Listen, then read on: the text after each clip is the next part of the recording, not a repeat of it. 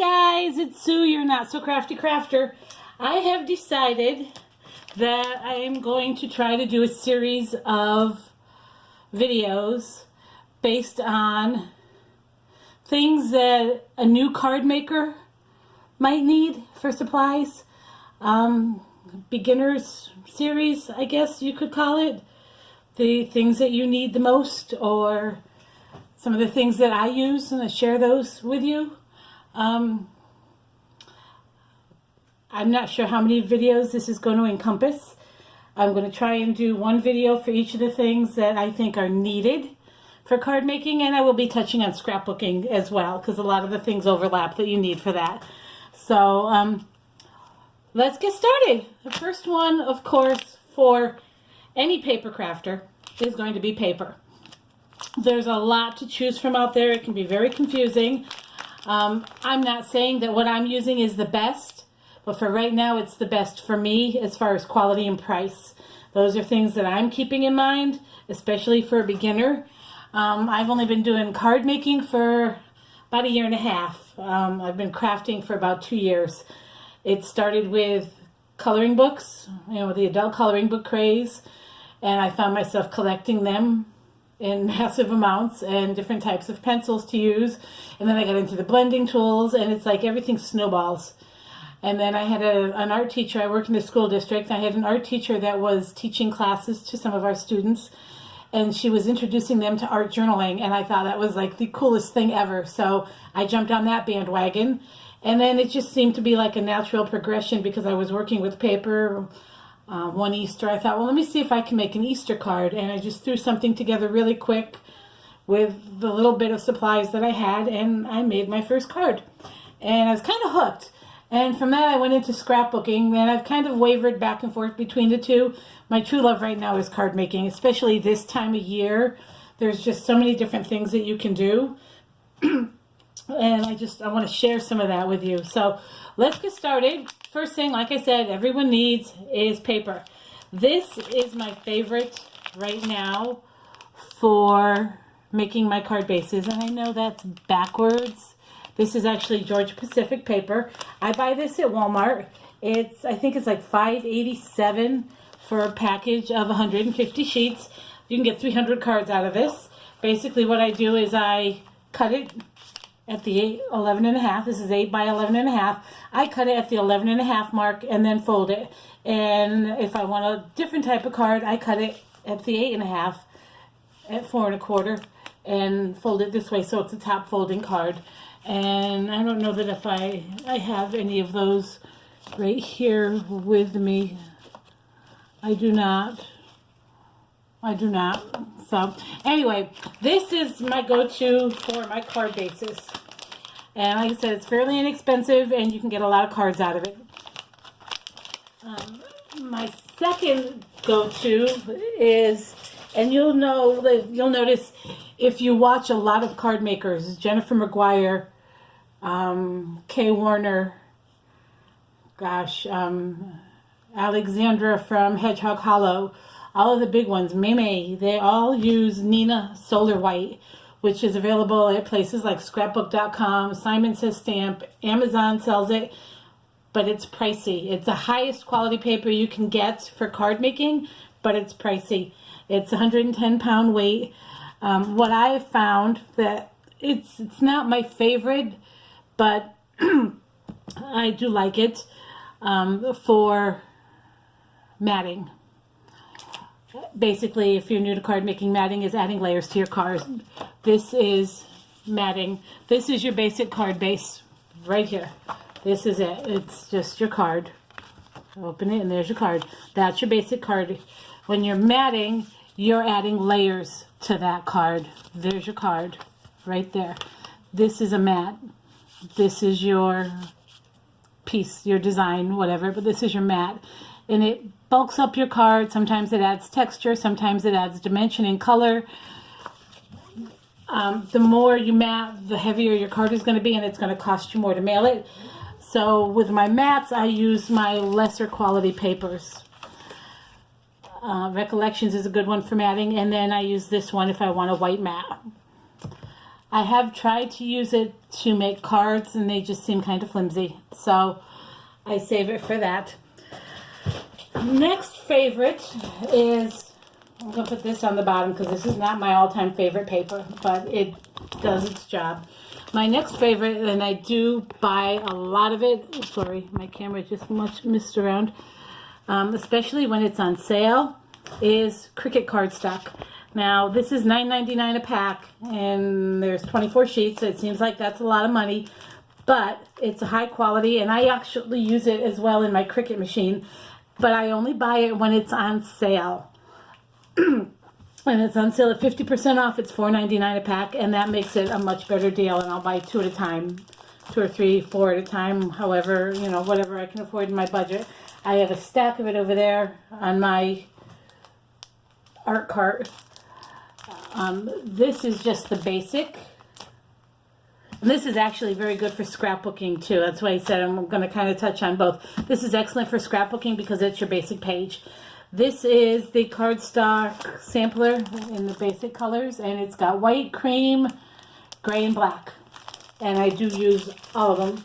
And then this is just another one that I picked up and I wanted to share. It's just various colors. This was called the Holiday Sampler, and this has 2 shades of red, 2 shades of green, kind of a turquoisey, and a cream.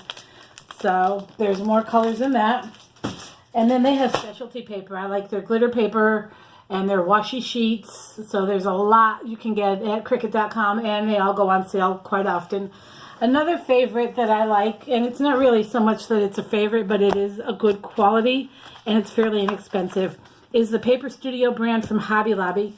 This one has 40 sheets. It says $9.99. The Paper Studio brand goes on sale all the time. At least once a month it's on sale. And I get it for 50% off. So that means that's $5 a pack. So when it goes on sale for that, it's like buy one, get one free type of deal when you're paying half off. So, and I bought this for a project that I never got around to making. So I have lots of black and white, and you can get all different kinds of colors. And then, of course, you can go to Michael's, you can go to Hobby Lobby, you can go to any scrapbooking store and buy your favorite papers. Now, this is the paper that I started with, not this particular pad, of course, but I started using Walmart paper a year and a half ago. I found a bunch that was on clearance, and I thought, well, I need some white, so I went down the craft aisle, and they had white for $5 for like 30 or 40 sheets of the 12 by 12, so I grabbed it, and I have a couple others there. I do go back for the craft. I love their craft paper. It's a good quality. Unfortunately, it doesn't say the weight. Oh, no, yes, it does. 78 pounds.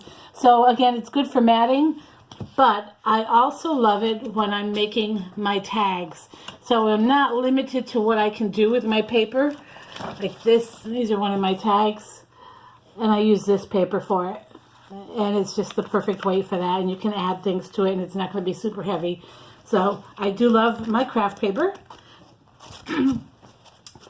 And then I have a couple of specialties. Of course, like I said, my washi sheets and glitter paper and foiled paper and pearl paper from Cricut are all amazing to add accents to your cards.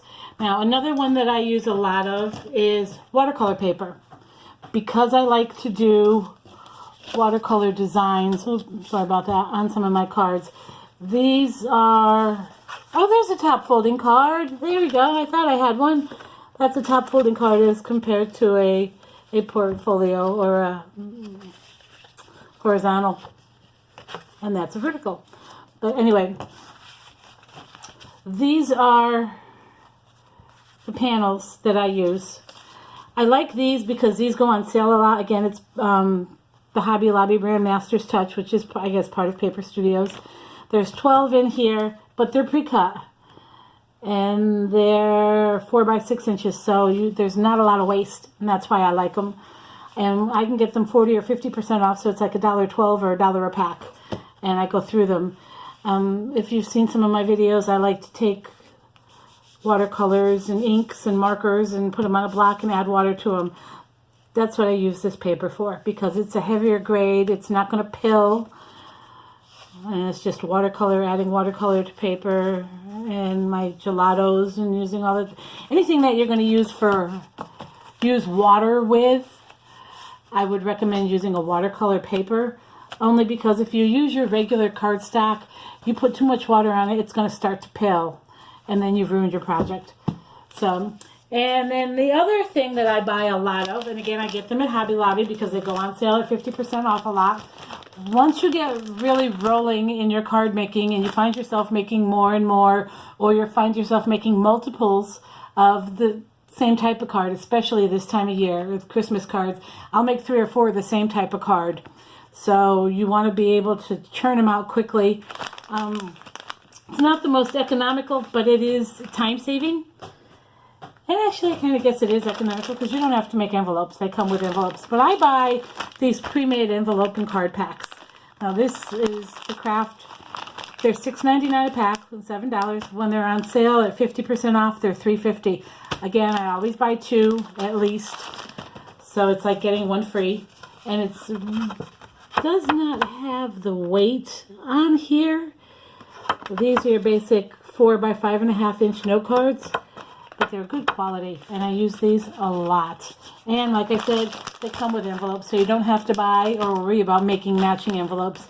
You can stamp your image on here, write a note, and then stamp an image on the back of your envelope, and you're good to go. So those are some of the papers that I use the most when I'm doing my card making. Of course, like I said, there's tons of other specialty papers.